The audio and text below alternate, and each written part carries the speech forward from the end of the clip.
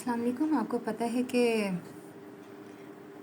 सूरह बकरा पढ़ रहे हैं, दूसरा सिपारा है। आज इसको इंशाल्लाह मुकम्मल करेंगे और उसको कंटिन्यू करेंगे। बिस्मिल्लाहिर्रहमानिर्रहीम।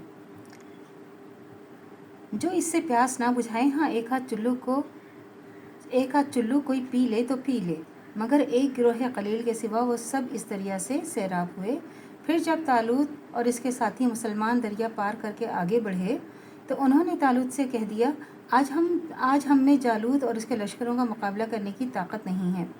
लेकिन जो लोग ये समझते थे कि नहीं एक दिन अल्लाह से मिलना है, तो उन्होंने कहा, बारहा ऐसा हुआ है कि कलील गिरोह अल्लाह के अज़न से एक बड़े गिरोह पर गालिब आ गया है।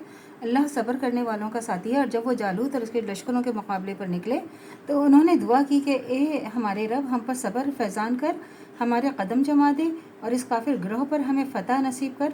आखिरकार अल्लाह के अज़न से उन्होंने काफिरों को मार भगाया और दाऊद ने जालूत को कत्ल कर दिया और अल्लाह ने उसे सल्तनत और हिकमत से नवाजा और जिन जिन चीज़ों का चाहा उसको इल्म दिया। मगर अगर इस तरह अल्लाह इंसानों के गिरोह को दूसरे गिरोह के ज़रिए हटाता ना रहता तो ज़मीन का निज़ाम बिगड़ जाता। लेकिन दुनिया के लोगों पर अल्लाह का बड़ा फ़ज़ल है और वो इस तरह दफ़े फ़साद का इंतज़ाम करता रहता है।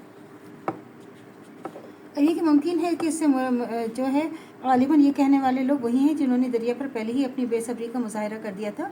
दाऊद अलैहिस्सलाम इस वक्त एक कमसिन नौजवान थे। इत्तफाक से तालूत के लश्कर में उस वक्त पहुँचे जबकि फ़लस्तियों की फ़ौज का गिरा डील पहलवान जूलियत अपनी बनी इसराइल की फ़ौज को दावत मुबारज़त दे रहा था और इसराइलियों में से किसी की हिम्मत ना पड़ती थी कि इसको मुकाबले को निकले। और हज़रत दाऊद अलैहिस्सलाम ये रंग देखकर बेमहाबा इसके मुकाबले पर मैदान में पहुँचे और इसको कत्ल कर दिया। और इस वाक़े ने उन्हें तमाम इसराइलियों की निगाहों की आँखों का तारा बना दिया। तालूत ने अपनी बेटी इनसे ब्याह दी। आखिरकार वो बनी इसराइल के फरमा रवा हुए।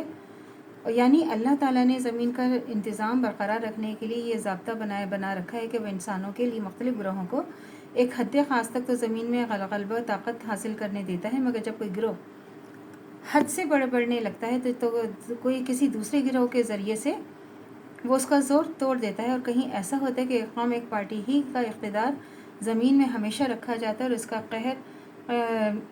जो कहरबानी लाज़वाल होती है, तो यकीनन मुल्क खुदा फसाद अज़ीम जो है वो परपा हो जाता है। तो अल्लाह ताला तो गफ़ूर रहीम है। अल्लाह ताला जो चाहे एक सेकंड एक मर्ज़ी में कर सकते हैं।